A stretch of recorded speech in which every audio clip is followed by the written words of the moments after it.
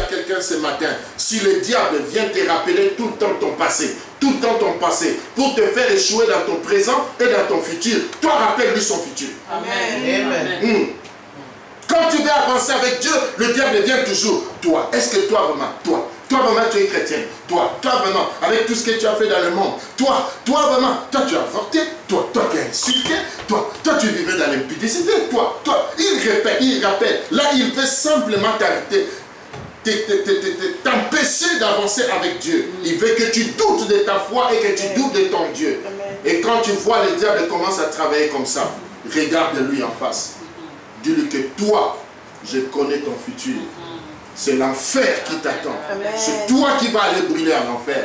Je me rappelle une fois, nous étions en train de chasser un démon. À l'époque, on chassait les démons. Alors un ami a dit au démon qui était là, toi, le diable, Jésus t'a vaincu à la croix. Allez, sors de ce corps. Les démons regardent et disent, est-ce que c'est ton problème?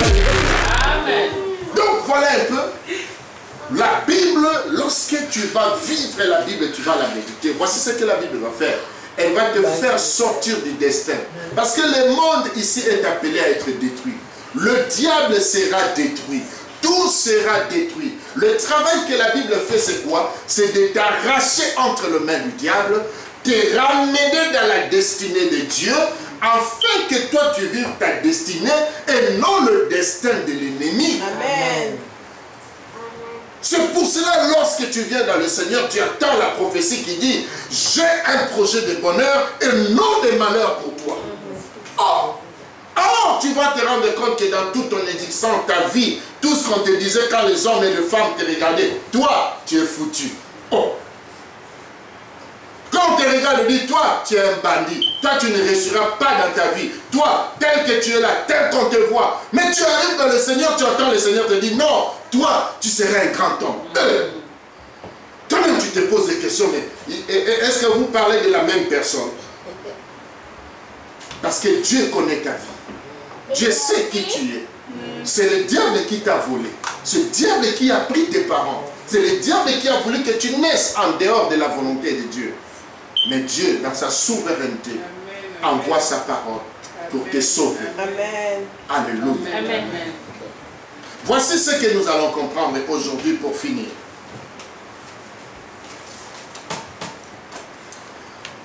La Bible en grec est appelée Biblia.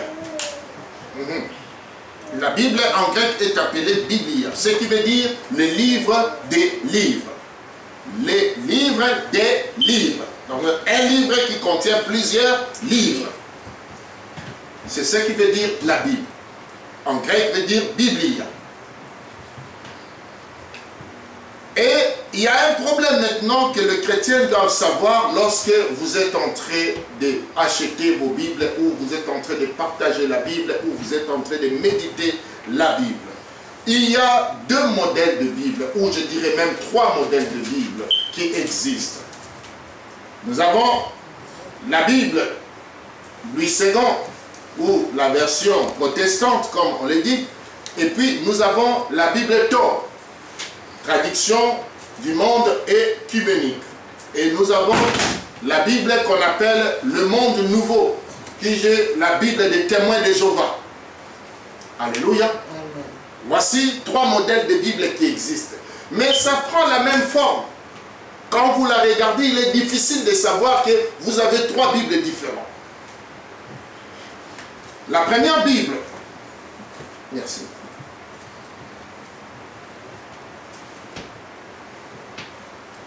La première Bible que nous utilisons, avant de dire ça, je me posais la question, qui connaît le nombre de livres de la Bible? 66. La Bible est séparée en combien de parties? En deux parties. L'Ancien Testament, combien de livres? Le Nouveau Testament, combien de livres? 27. L'Ancien Testament, combien de livres? 34. L'Ancien Testament, le Nouveau Testament? 27. Tu as 9 sur 10. L'Ancien Testament n'a pas 34 Bibles, l'Ancien Testament a 39 livres. Et le Nouveau Testament a 27 livres. Mais voici ce que vous allez constater dans d'autres Bibles qui ne correspondent pas à nos Bibles, à nous, de Louis II, la version protestante. C'est la première version qui a été produite. Amen. Ces livres, ces Bibles n'a que 66 livres. Mais lorsque vous allez dans l'autre Bible qu'on appelle Thor, traduction œcuménique biblique, ça c'est une Bible des catholiques.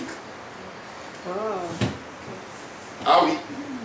Cette Bible n'a pas 66 livres. Cette Bible a plus de 66 livres. Ils ont ajouté les autres livres qu'on appelle des livres apocryphes. Ce sont des livres qui parlent des histoires de la Bible. Mais ce sont des livres historiques qui n'ont aucune valeur spirituelle pour permettre à bâtir la foi. Voilà pourquoi le Saint-Esprit n'a pas inspiré les hommes et les femmes qui étaient en train de réunir les Écritures de Dieu pour le faire introduire dans les canaux bibliques. Ils n'ont pas accepté cela. Mais ce sont les catholiques qui se sont réunis après. Après avoir produit la première Bible, et ils se sont réunis pour ajouter ces livres-là. Ce sont des livres qu'on appelle des livres apocryphes. Vous allez voir par exemple dans ces livres, vous trouverez la Bible, le livre de Judith. Pas notre Judith elle-même. Il y a le livre de Judith, il y a Tobit, il y a Séracide, il y a Maccabée, il y a Sagesse de Salomon. Lorsque vous lisez ça, en réalité vous ne trouvez encore rien de mal. Et vous trouverez même quelque part où on parle de Dieu. Mais ces livres offrent des ouvertures au monde des ténèbres. Parce qu'elles contiennent des versets qui poussent les gens à des cultes de mort et à des pratiques ancestrales. C'est comme ça, lorsque vous allez chez un féticheur, vous allez le trouver avec une Bible. Vous n'allez pas comprendre, mais comment chez un féticheur il y a une Bible? Mais après, il va ouvrir le verset qu'il va ouvrir. Ça ne sera pas ni Matthieu, ni ceci. Il va aller plus dans Maccabée, Tobit et Séracide.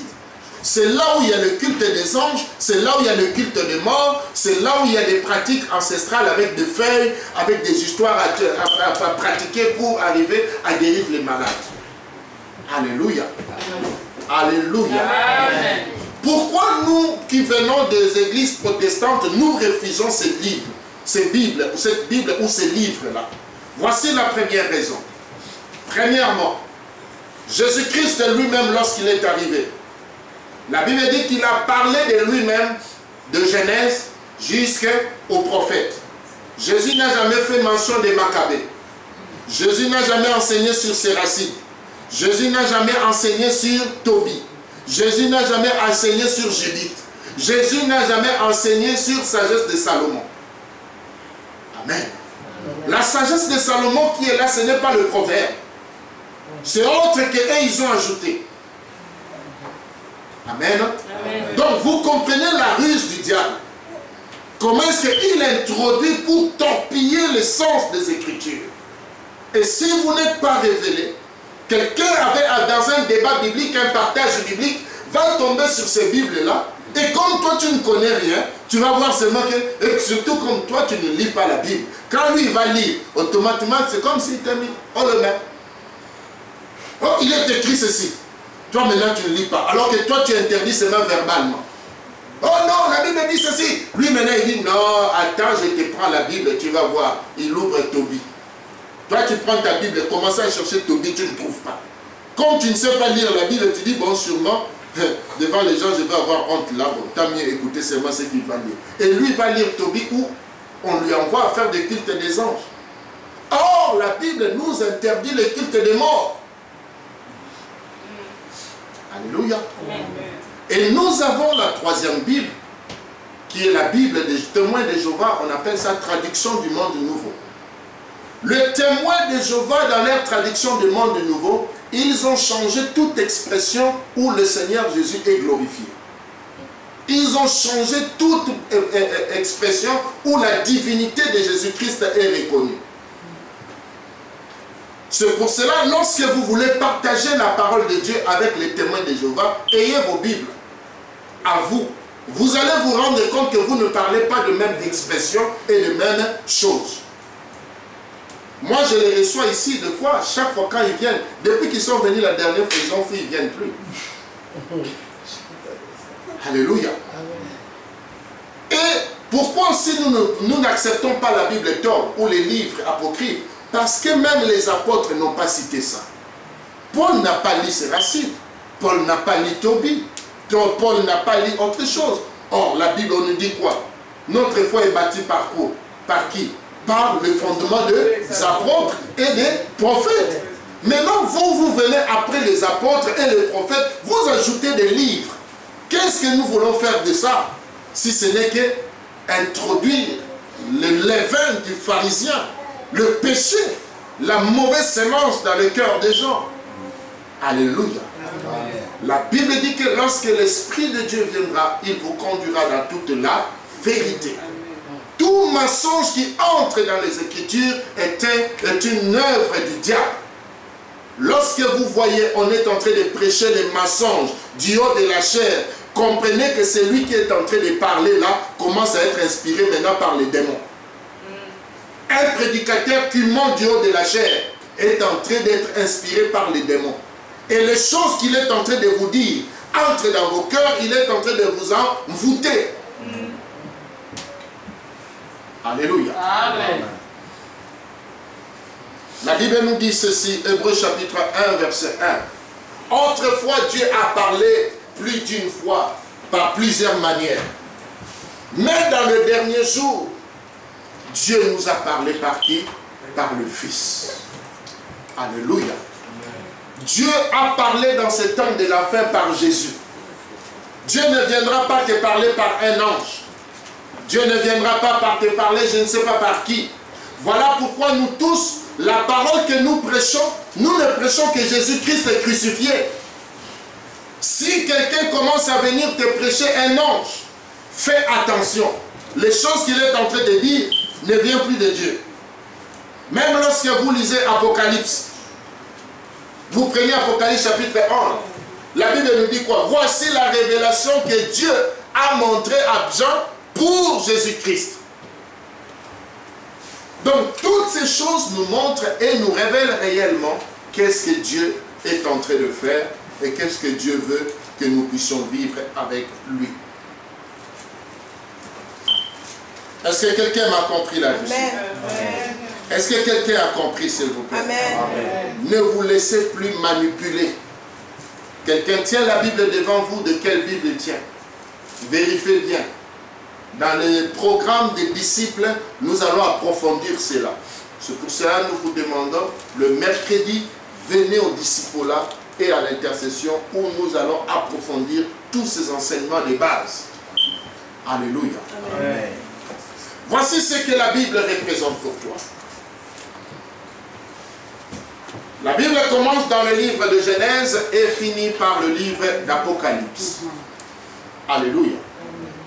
Nous avons dit que la Bible révèle ta vie, la Bible cache ta vie, la Bible peut dire quelque chose sur ta vie. Le livre de Genèse nous montre quoi? Le commencement. Le commencement ou la naissance sur ta personne et sur ta vie. C'est ça Genèse pour toi. Alléluia. Tu as eu un commencement, le jour de ta naissance. C'est ça ta Genèse. Et lorsque les Français veulent parler de quelque chose qui vient de commencer, tu verras, ils disent dans la genèse de notre histoire. Ça veut dire dans le début, dans le commencement de ce que nous avons. Dans la genèse de ta vie, c'est-à-dire le jour de ta naissance. Tu es né. C'est ça le premier livre de ta vie. C'est ce qui révèle qui tu es. Si tu existes parce qu'il y a Genèse dans la Bible. Et la Bible nous parle, après le livre de Genèse, il y a quoi? Exode. Exode veut dire sortir des. Sortir des points A à un point B. Lorsque tu es né, après un moment donné, il faut quoi? Il faut que tu grandisses. Tu dois quitter 1 pour aller à 2. Tu auras 1 an, 2 ans, 3 ans, 4 ans, 5 ans. Et Israël a connu Exode. Après avoir été en Égypte, il fallait qu'il sorte de l'Égypte. Et ils ont vécu ce qu'on appelle exode. C'est la sortie. C'est passer d'un point A, c'est aller dans le point B. Alléluia. Et lorsque tu quittes le livre de Exode, de sortir de ton enfance pour grandir, tu croiseras ce qu'on appelle le livre de la loi. Lévitique, Nombre et Deutéronome. Alléluia. C'est lorsque tu grandis qu'un enfant se rend compte qu'il est en face des lois. Un enfant qui est comme ça, comme celle qu'on est en train de porter, ne connaît pas encore les lois, parce qu'elle est encore dans la jeunesse. La conscience ne fonctionne pas. Elle ne connaît pas certaines lois de la nature, ni de lois spirituelles. Mais lorsque tu grandis, lorsque tu quittes Exode, tu dois entrer dans les 3 livres de la loi. Tu dois connaître maintenant les lois qui régissent le monde. Tu dois connaître la géométrie. Tu dois connaître le physique. Tu dois connaître les lois spirituelles. Tu dois savoir qu'il pleut. Tu dois savoir qu'il neige aussi. Et comment vivre et comment te comporter. Tu dois savoir maintenant comment faire face aux lois de la nature pour que ta vie soit équilibrée. Alléluia. Et lorsque tu quittes le livre de la loi, tu tombes dans ce qu'on appelle les livres historiques. Dans les livres historiques, nous avons de Josué jusqu'à Esther. Lorsque tu connais le principe, lorsque tu connais les lois de la vie, lorsque tu connais les lois spirituelles, lorsque tu grandis, lorsque la maturité vient, parce que la loi, la connaissance de la loi donne une maturité quelconque. C'est lorsque tu connais toutes ces choses, tu as maintenant ce qu'on appelle une vie. Tu as une histoire maintenant. C'est dans ton histoire maintenant, là où on trouve l'homme est en train de vivre le livre de Josué. Voici ce que l'homme a fait avec Josué. Il a commencé d'abord à prendre conscience et connaissance de Dieu. Au début, il marche avec Dieu. Mais après un moment, il entre dans d'autres livres de rois, de juges. Lorsqu'il commence à être juge lui-même, après il rejette Dieu, comme nous rejetons Dieu dans notre vie. Dès que tu grandis, tu te rends compte que tu commences à maîtriser quelque chose. Tu travailles, tu gagnes un peu d'argent, tu es fort, tu commences à t'habituer bien, tu t'habilles bien, les gens, tu deviens élégant, tu es tout, tu es fait cela. Et l'homme aussi a fait quoi? Dans le livre des juges et dans le roi, il a rejeté Dieu. Il dit non, nous voulons avoir un Dieu à nous, pas toi. Nous voulons, comme les autres nations, avoir un Dieu. Dieu dit, hey, vous m'avez rejeté moi, ok, voici ce que les rois vont vous faire. Et à ce niveau-là, l'homme maintenant commence à vivre son histoire. Et c'est l'histoire que tu as vécue.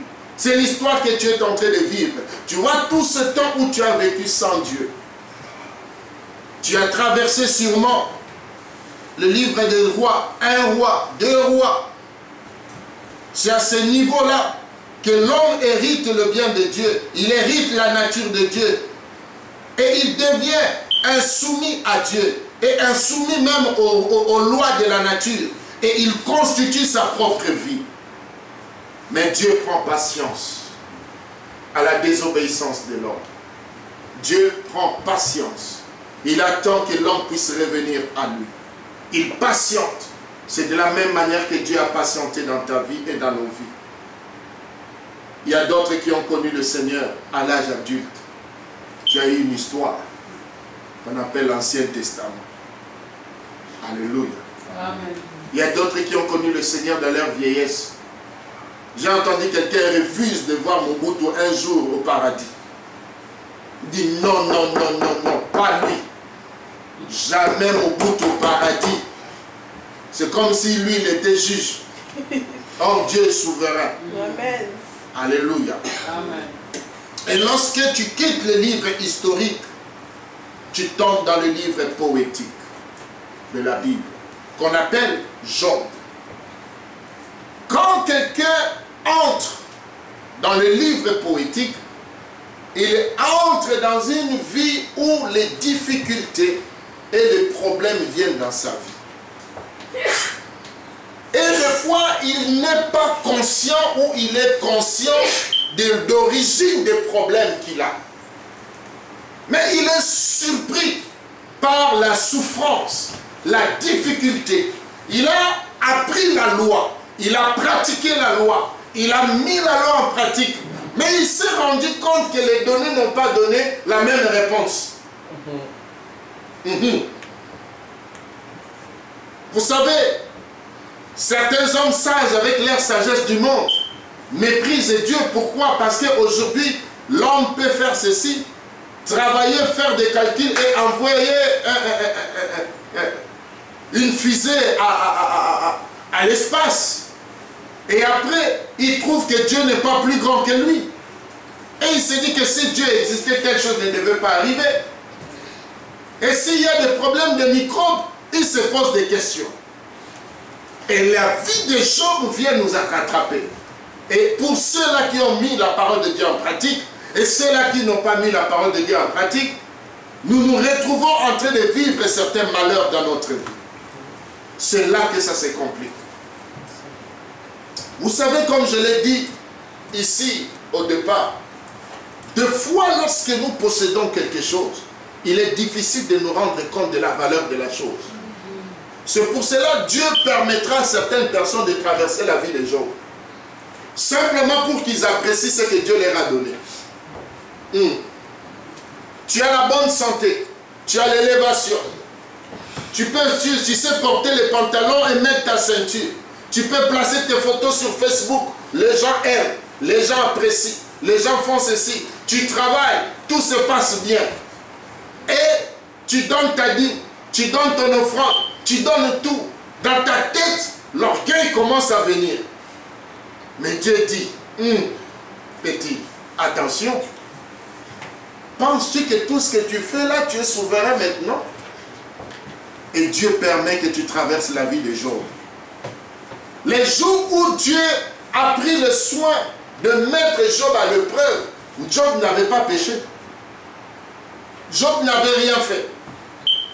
Mais Dieu, par sa souveraineté, il a dit que tu vas traverser cette épreuve. Mais regardez, lorsque Job a commencé à traverser l'épreuve, Job a dit, j'ai été l'œil d'un aveugle, le mari d'une veuve, le pied d'un extropié, le père d'un orphelin. Qu'est-ce que j'ai fait pour traverser de telles situations? Et vous savez, dans notre vie, dans notre marche chrétienne de foi, lorsque nous traversons certaines épreuves avec Dieu, à cause de notre intégrité, nous sommes aveuglés de voir la souveraineté de Dieu. Ouais. Et c'est ce qui était à Job. Job était tellement intègre qu'il ne voyait pas que Dieu était souverain. Vous craignez tellement Dieu, vous mettez tellement en pratique la parole de Dieu, mais il y a un chapitre qui peut vous manquer, que Dieu est souverain. Que tu peux avoir fait tout ce que tu fais là, et que Dieu ne t'exauce pas comme tu l'attends. Pourquoi? Parce qu'il est souverain. On ne manipule pas. On ne tique pas Dieu, on ne taque pas Dieu. C'est pour ça que moi je n'apprécie pas trop lorsque les gens disent mon Dieu est le Dieu de tic au tac. Ah! Donc tic au tac, ça veut dire que Dieu là tu es en train de le manipuler. Donc quand toi tu veux, il fait. Quand si tu ne veux pas, il ne fait pas. Donc quand toi tu tiques, Dieu directement doit taquer. Donc là, c'est Dieu là, nous ne prions pas le même Dieu. Dieu est souverain, il a une volonté. Et il le fait quand il le veut. Et ainsi, ces jours-là, Job, après avoir mis en pratique toute la parole de Dieu, mais il se rend compte qu'un malheur arrive dans sa vie.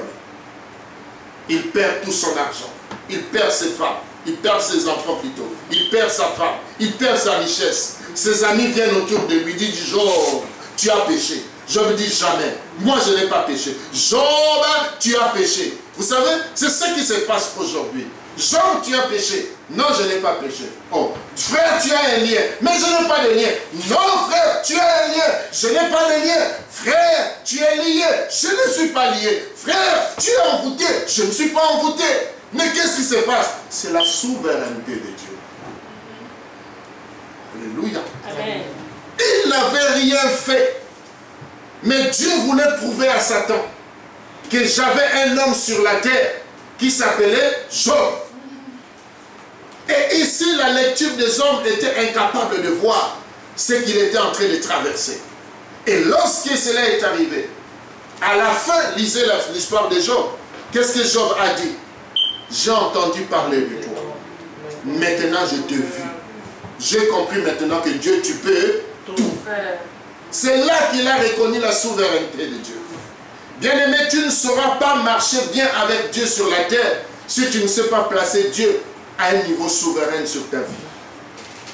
Même quand tu feras tous tes calculs et tes programmes, que tu finisses ta prière par dire, Dieu, pas ma volonté, mais que ta volonté soit faite.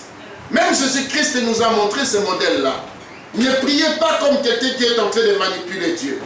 Le fait de dire à Dieu que ta souveraineté soit faite n'est pas l'incrédulité. C'est par contre un respect que tu donnes à Dieu. Seigneur, je parlais, je priais, j'attends de toi ceci, mais je sais que ta souveraineté soit faite dans ma vie, dans ma famille, car tu ne veux que du bonheur pour moi.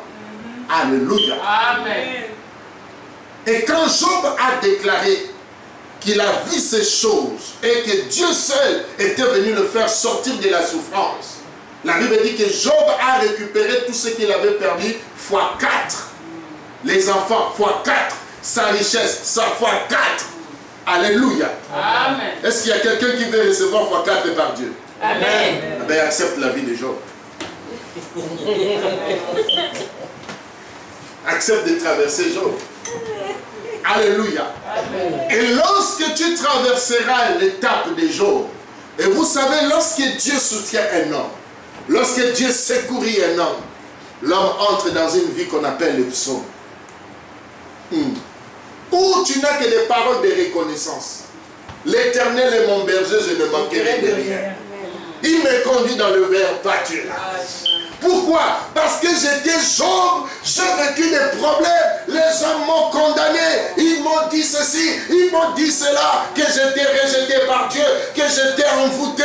Mais lorsque Dieu est venu dans ma vie, tout le reste est devenu une vie de psaume. Je ne fais que reconnaître la grandeur de Dieu, je ne fais que reconnaître la puissance de Dieu, je ne fais que témoigner la gloire de Dieu dans ma vie.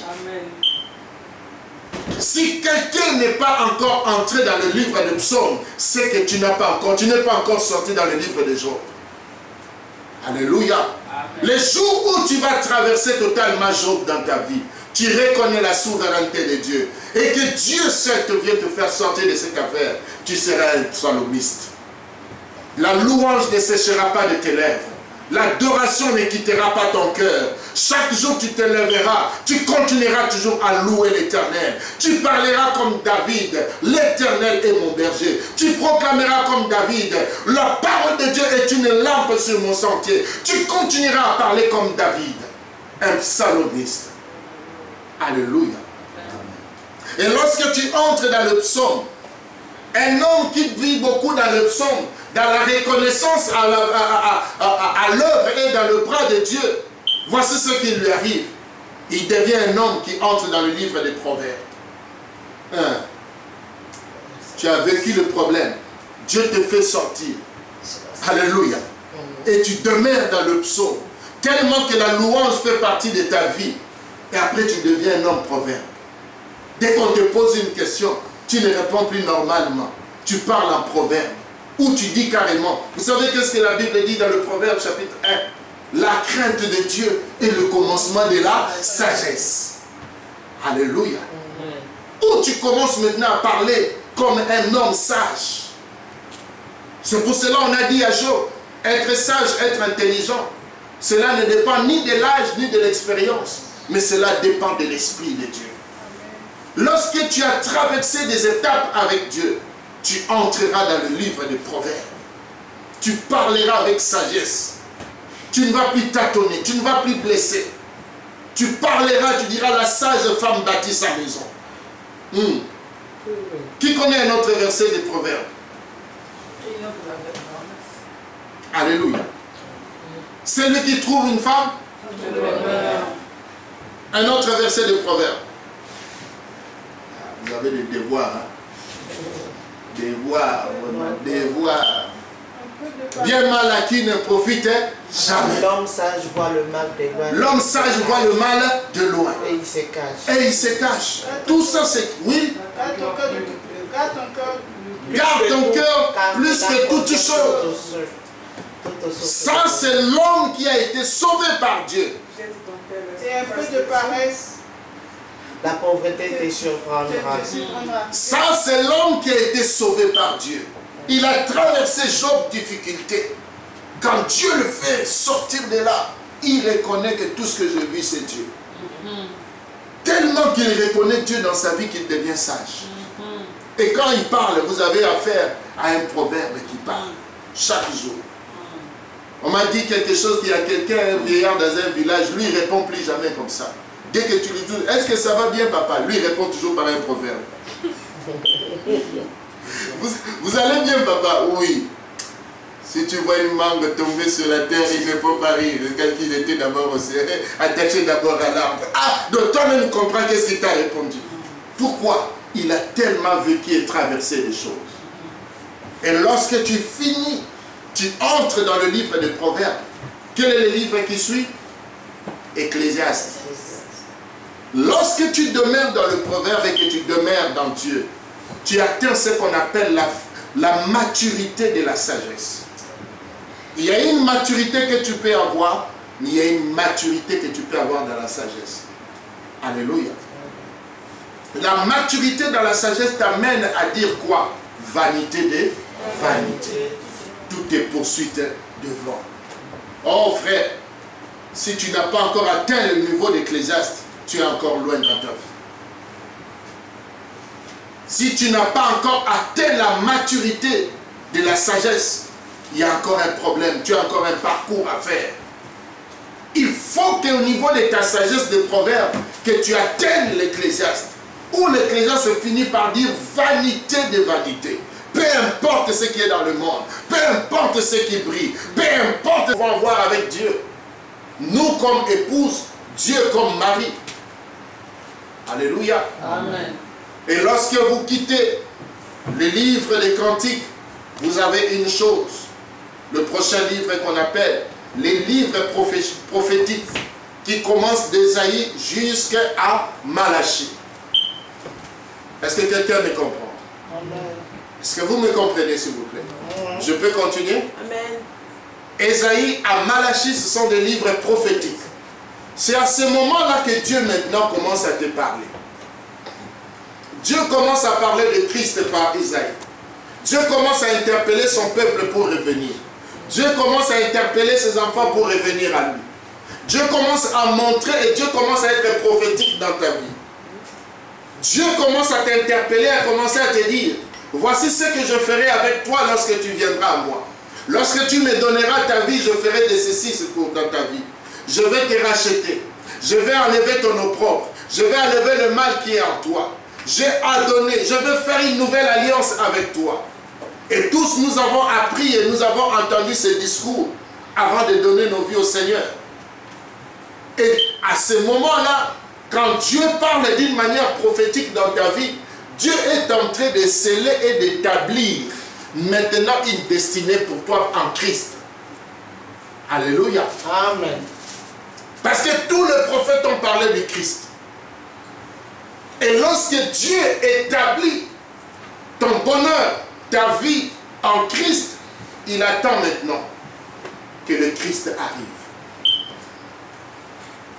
Et lorsque nous finissons les livres prophétiques qui commencent du livre d'Ésaïe jusqu'à Malachie, nous entrons en quoi? Dans ce qu'on appelle le Nouveau Testament. Qu'est-ce que le Nouveau Testament nous montre? Les 4 évangiles. Les 4 évangiles nous présentent qui? Jésus. Bien-aimé, peu importe ce que tu as vécu dans ta vie, tu es obligé de passer par la porte qui s'appelle Jésus. La vie sans Jésus est une vie de malheur. Devant les hommes et devant Dieu. Et la Bible nous dit, car Dieu a tant aimé le monde qu'il a donné son Fils, afin que quiconque croit en lui ne périsse pas, mais qu'il ait la vie éternelle. Écoutez ce qui se passe avec les 4 évangiles. Tu ne dois pas connaître Jésus seulement comme Jésus comme ça. Un vrai chrétien doit connaître Jésus dans 4 dimensions. Oui, Chaque livre, chaque évangile présente Jésus à une particularité. Alléluia. Oh, donnez-moi un amen pour que je continue. Amen. Écoutez ce que la Bible nous dit. Matthieu nous présente Jésus-Christ comme roi. Jésus-Christ doit être le roi de ton cœur. Il doit établir sa seigneurie en toi. Tu dois recevoir Jésus-Christ comme Seigneur et Sauveur. Il y a des gens qui ont reçu Jésus-Christ simplement comme Sauveur et non comme Seigneur. Quand est-ce qu'on reçoit Jésus comme Sauveur? C'est lorsqu'il doit simplement venir te faire sortir des situations difficiles. Où Jésus-Christ est seulement un bon faiseur de miracles. Où tu manques l'argent, il te donne l'argent. Il vient chasser les démons de ta vie. Il vient enlever le blocage de ta vie. Tu manipules tellement Jésus comme un sauveur. Mais il n'attend pas que ça. Dieu attend que tu connaisses Jésus-Christ comme roi, comme Seigneur de ta vie, de ton cœur. L'homme à qui tu dois te soumettre totalement dans ta vie. C'est ce que Matthieu est en train de nous présenter. Donc, lorsque tu dois connaître Jésus, tu dois t'abandonner à lui comme sujet de son royaume. Tu ne te pointes pas devant lui comme quelqu'un qui vient simplement demander. C'est pour cela que Jésus a dit, faites attention, tout ce que vous demanderez en priant, Dieu sait déjà ce qu'il doit vous donner. Mais qu'est-ce qu'il veut? Faites souciez-vous plus d'abord du royaume des cieux et de sa justice. Amen. Et le reste vous sera donné par-dessus. C'est pour cela qu'on a établi Matthieu avant. Matthieu te présente Jésus-Christ comme roi. Est-ce que Jésus est roi de ton cœur? Est-ce que Jésus règne dans ton cœur? Car un roi règne dans le cœur de quelqu'un. Un roi règne totalement sans partager ton cœur à qui que ce soit. Et le deuxième livre, c'est quoi? C'est le Marc. C'est là que Jésus-Christ se présente comme un serviteur. Quand tu le reçois comme roi, comme Seigneur, en ce moment-là, en étant dans le royaume de Dieu, en tant que citoyen du royaume de Dieu, nous avons le droit et le devoir en tant que citoyen. Si tu entres dans le royaume des cieux, tu as aussi le droit. Et en ce moment-là, Dieu devient un serviteur pour toi. Dieu donne Jésus-Christ comme ton serviteur, qui vient t'accorder le salut, qui vient te délivrer, qui vient te sauver, qui vient te libérer. Alléluia. Amen. Et le troisième livre qui nous présente Jésus, ça s'appelle Luc. Le livre de Luc nous présente Jésus-Christ comme le Fils de l'homme. Alléluia. Amen. Luc nous présente Jésus comme le Fils de l'homme. Là, Jésus-Christ est venu sur la terre en tant qu'humain pour nous montrer comment est-ce qu'un chrétien, un enfant de Dieu doit vivre sur la terre. Oui, on l'a appelé Fils de l'homme. Comment est-ce que tu dois prier? Comment est-ce que tu dois te comporter? Comment est-ce que tu dois vivre dans la communauté? Comment est-ce que tu dois marcher avec les gens? Comment est-ce que tu dois parler avec les gens? C'est ce que Jésus est en train de nous montrer dans le livre de Luc. Il a travaillé. La Bible dit dans le livre de Luc quoi? Que Jésus-Christ grandissait en stature et en sagesse devant Dieu et devant les hommes. Je suis étonné aujourd'hui qu'on a des chrétiens impolis. Spirituels mais très impolis. Or, Jésus grandissait en stature devant Dieu et devant les hommes. Comment est-ce que ton Saint-Esprit ne te dit pas que tu es impoli? Toi, ton esprit, ton Saint-Esprit est seulement pour chasser les démons. Ton Saint-Esprit est seulement pour demander à Dieu. Mais ça, ce n'est même pas un Saint-Esprit, parce qu'un Saint-Esprit va d'abord amener l'ordre dans tes pensées. Amen. Le respect d'abord en toi. Devant les autorités, devant la famille, devant toute personne qui est devant toi. Alléluia. Amen. Si vous voulez savoir comment un chrétien doit vivre, regardez dans le livre de Luc, où Jésus-Christ est venu comme Fils de l'homme, où il a vécu comme un homme, avec toutes les faiblesses possibles. Et nous descendons dans le livre de Jean, où Jean nous présente Jésus-Christ comme Dieu. Et là, Dieu veut que tu comprennes que lui, il viendra habiter en toi. Que Jésus-Christ que tu as connu n'est pas simplement humain. Il n'est pas simplement roi de ton cœur. Il n'est pas simplement serviteur de ta vie. Il n'est pas simplement celui qui te bénit, celui qui te guérit, mais il est ton Dieu. C'est pour cela Jean commence, il dit, au commencement était la parole, et la parole était avec Dieu, et la parole était Dieu. Tout a été créé par lui, et tout a été créé par elle. Alléluia. En lui était la lumière. La lumière était venue dans le ténèbre, et les ténèbres ne l'ont pas reçu. Mais à tous ceux qui l'ont reçu, il a fait que... Oh, il leur a donné le pouvoir de devenir enfants de Dieu. Alléluia. Alléluia. C'est lorsque tu arrives à cette dimension de la foi, de la connaissance de Jésus-Christ, sous ces 4 révélations, c'est là où le Saint-Esprit viendra dans ta vie. Et tu entreras dans l'épître des Actes des Apôtres. Et lorsque tu entreras dans cette dimension, tu ne seras plus un chrétien faible. Tu seras un chrétien des Actes des Apôtres. Tu connaîtras la Pentecôte dans ta vie. L'Esprit de Dieu viendra en toi. Tu parleras de nouvelles langues. Là où tu avais peur, tu n'auras plus peur. Pourquoi? Parce que Christ est en toi. Pourquoi? Parce que le Saint-Esprit est avec toi. Tu parleras de langue de feu. Tu auras l'autorité. Tu chasseras les démons. Tu feras marcher les paralytiques. Tu verras des choses s'accomplir à toi. Et tu ne vivras plus pour toi-même, mais tu seras un serviteur de Dieu. Amen. Un serviteur de Dieu puissant en acte et en parole. C'est là où tu entreras dans la vie des Actes des Apôtres. Voilà pourquoi vous vous rendez compte que beaucoup de chrétiens ont du mal à entrer dans la vie des Actes des Apôtres. Ils ne savent pas vivre selon l'Esprit. Après une conversion, lorsque tu entres dans les Actes des Apôtres, ils sont incapables. Lorsqu'ils font naufrage, Paul est obligé d'écrire Romains. Si vous vivez par l'Esprit, marchez selon l'Esprit. Paul est en train de rafraîchir la mémoire. Il dit quoi? Il dit, mais vous, tous ceux qui sont conduits par l'Esprit de Dieu, sont appelés qui? Fils de Dieu. Où est la vie des Actes des Apôtres dans ta vie? Est-ce que tu es déjà dans cette dimension? Est-ce que tu es encore dans les Actes? Est-ce que tu es encore à Matthieu? Est-ce que tu es encore dans le Marc? Ou tu es encore chez les prophètes? On est en train de te prêcher, de te présenter Jésus, de te parler tout le temps de ce qui doit arriver. Si la Bible a révélé la vie de Jésus, la Bible est en train de révéler ta vie aussi. Alléluia. Vous savez, Jésus a dit, quand l'Esprit viendra, il vous conduira dans toute la vérité. Alléluia. Et c'est pour cela que les épîtres ont été écrites, pour nous conduire dans toute la vérité. Jésus a dit aux disciples que j'ai beaucoup de choses à vous dire, mais vous ne pouvez pas les comprendre aujourd'hui. Mais quand l'Esprit viendra, il vous conduira dans toute la vérité.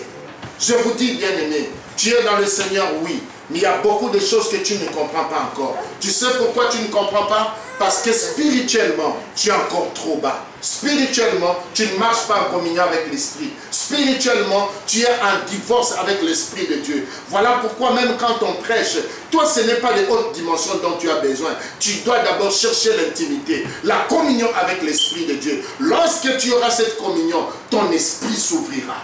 La compréhension viendra. Tu vas saisir les Écritures. Tu comprendras la dimension de la puissance du sang de Jésus. Tu comprendras la dimension de la résurrection. Alléluia.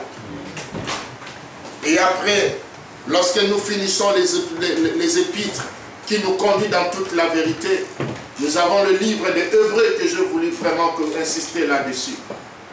Le livre de Hébreux qui nous fait la différence entre la grandeur de Jésus-Christ et la grandeur de Moïse. Le sacerdoce de Christ et le sacerdoce de Moïse.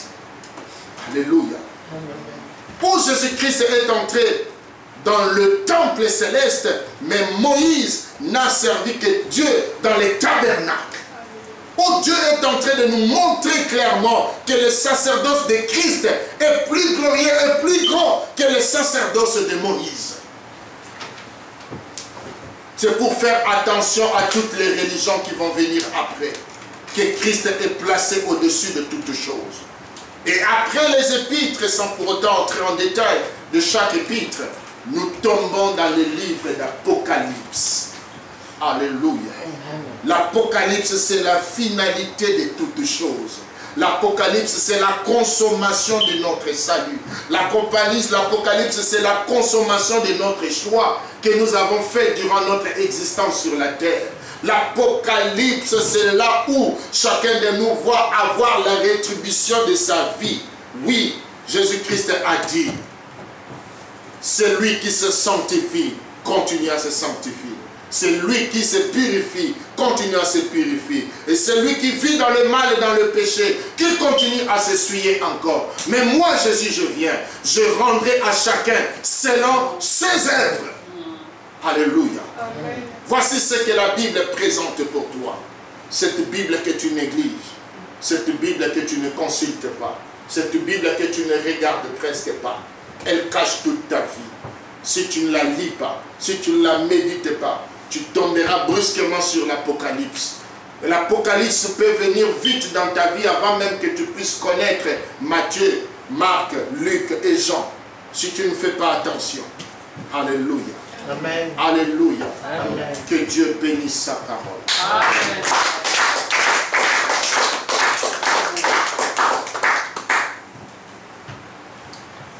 Est-ce que nous pouvons prier le Seigneur? Lèvons-nous, s'il vous plaît.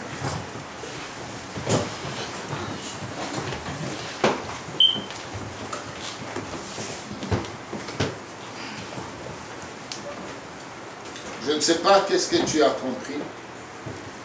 Selon ton écoute, selon ta connaissance, selon ta foi, selon ta soif, que le Seigneur